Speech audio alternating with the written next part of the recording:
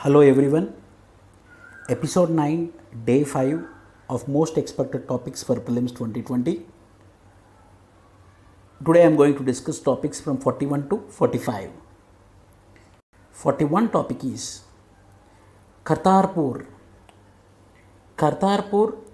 corridor, what it is. So Kartarpur is located on the India-Pakistan border, and this Kartarpur corridor is towards Pakistan side, nearly 5 kilometers from the India-Pakistan border.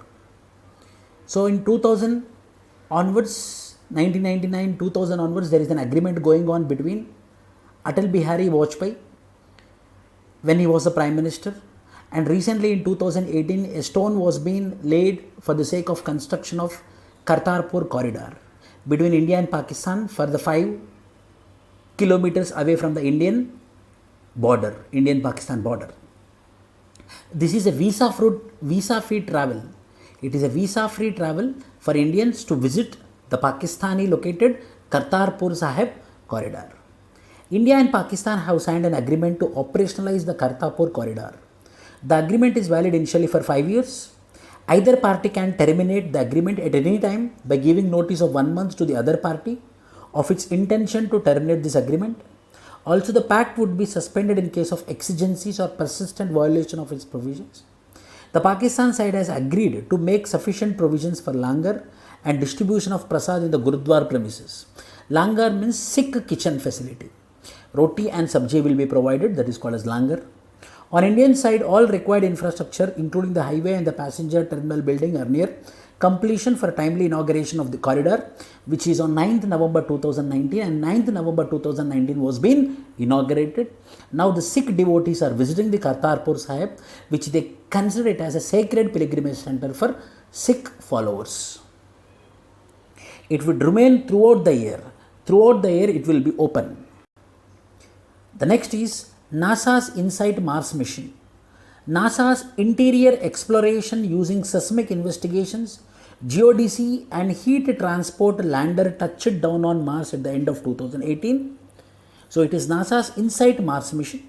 It is a 2-year mission that will study the deep interior of Mars to learn how all celestial bodies with rocky surfaces including Earth and the Moon formed. So it's about studying how this galaxy, how this universe, how this moon, how this Earth, how these planets were being formed. The InSight mission is part of NASA's Discovery program. NASA's Discovery program. InSight is the first mission dedicated to looking deep beneath the Martian surface, outside the Martian surface, outside the Mars. Among its science tools are a seismometer for detecting quakes, sensors for gauging wind and air pressure, a magnetometer and a heat flow probe designed to take the planet's temperature. It is being supported by a number of European partners, which include France's Centre National d'Haute Spatials, the German Aerospace Centre and the United Kingdom Space Agency. The latest findings are Mars trembles more often than expected, but also more mildly. Mars doesn't have tectonic plates like Earth, but it does have volcanically active regions that can cause rumbles. So it will ups and downs. Trembles means shake. This was been observed by the InSight Mars mission. It is a part of NASA's Discovery program, which was envisaged in 1992. 43. India to set up its own space station. So already 3 space stations are there, belongs to US, Russia and China. India is planning to launch its own space station by 2030, joining the league of US, Russia and China to an allied space club. A space station is an habitable spacecraft capable of supporting human crew members and designed to remain in space for a limited time period. As of now, the International Space Station is the only fully functioning space station and largest human-made body in low Earth orbit, where there is a space station where it is habitable for human beings. Indian Space Station. The Indian Space Station will be much smaller than the International Space Station, which will be mass of 20 tons and will be used for carrying out microgravity experiments, not for space tourism. It is not for space tourism, for the sake of microgravity experiments. Preliminary plan for the space station is to accommodate astronauts for up to 20 days in space, and the project will be an extension to Gaganyaan. Yesterday we discussed about Gaganyaan, the first Indian space human project, manned space project of India, where the man will be entering into the space, the first Indian mission. Accommodate astronauts for up to 20 days in space, and the project will be an extension of Gaganyaan mission. It will be orbit Earth at the altitude of around 400 kilometers, which means at low Earth orbit. ISRO is working on space docking experiment, which is called a SPADEX, space docking experiment, where we can dock there. A technology that is crucial for making the space station functional. Space docking is a technology that allows transferring humans from one spacecraft into the another. That is called a SPADEX, space docking. Significance. What is the significance of it? Space station is essential for collecting meaningful scientific data, especially for biological experiments. Provide platforms for greater number and length of scientific studies than available on other space vehicles. As Gaganyaan will take humans and experiments in microgravity for few days only. Each crew member stays abroad the station for weeks or months, but rarely more than a year. Space stations are used to study the effects of long-term space flight on the human body. So it will be useful to study the impact on human beings if they stay for the longer times in the space. Ayushman India. Arogya Manthan event was organized by the National Health Authority to mark the completion of 1 year of Ayushman Bharat. Ayushman Bharat. Jana Arogya Yojana, which is together called as ABJAY. Ayushman Bharat Jana Arogya Yojana. The purpose of the event is to provide a platform to meet for all the important stakeholders of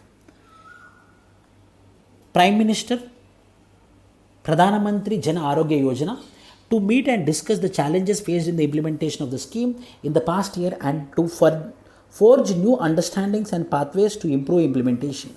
So about Ayushman Bharat, launched as recommended by the National Health Policy 2017, launched in 2018 to achieve the vision of universal health coverage. This initiative has been designed on the lines to meet sustainable development goals and its underlying commitment, which is leave no one behind. Everyone should be covered under health coverage policy.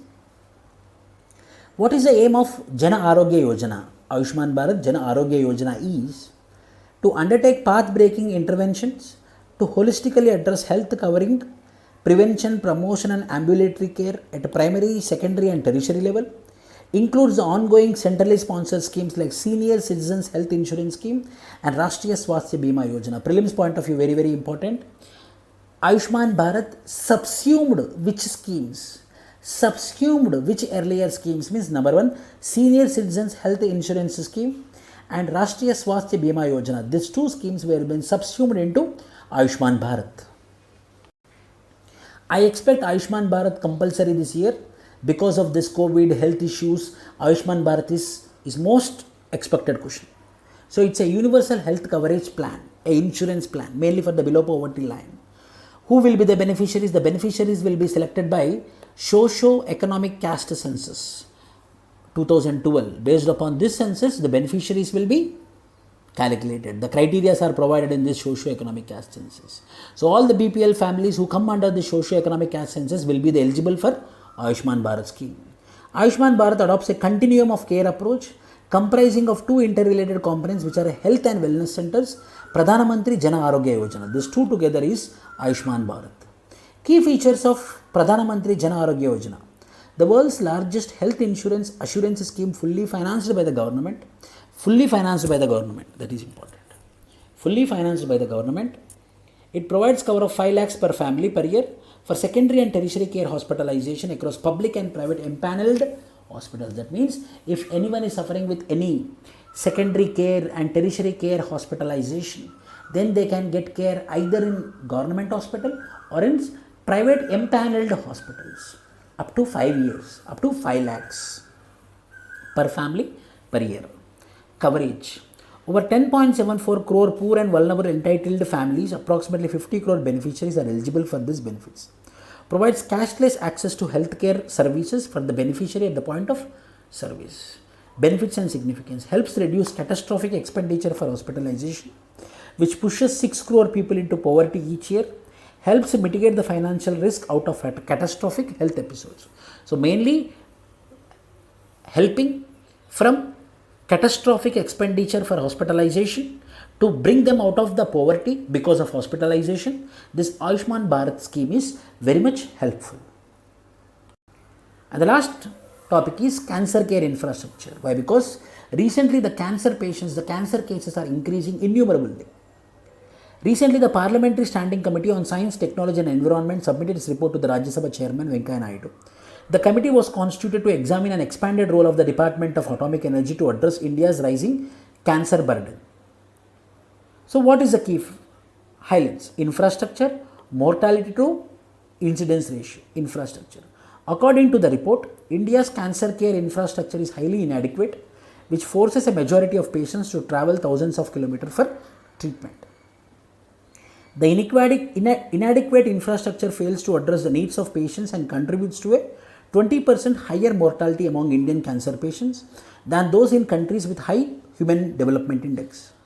In India, the rate stands at 0.68, which is higher than that of countries with very high HDI, and high HDI countries 0.657, and ours is 0.68. So our mortality rate is very high because of the cancer.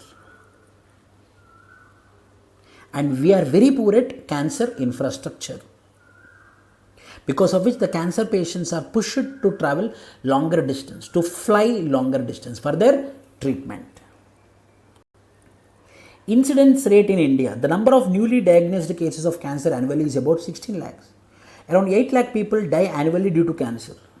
The incidence of cancer is very high in all northeastern states, higher than the national average, for several types of cancer, showing a consistently rising trend over the past few decades.